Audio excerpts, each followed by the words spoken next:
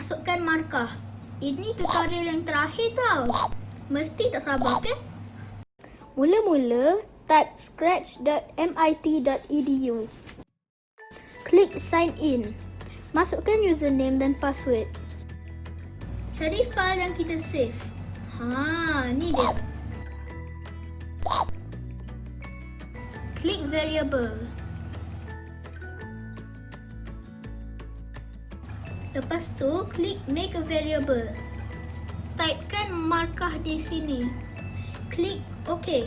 Tengok, dah ada markah. Sekarang kita nak setkan markah. Pilih change markah by one. Klik events, pilih when space key press. Letakkan di sini.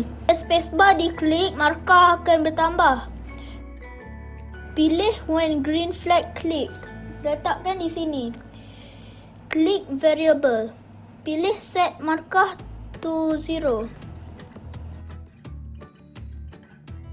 Bila green flag ditekan, markah akan kembali kosong.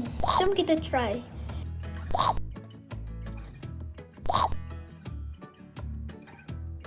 Yeay, berjaya. Dah game monyet lompat ni.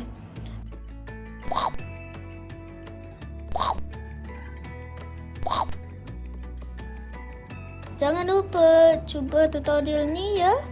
Cuba tukarkan background dan sprite. Mesti seronok. Selamat mencuba.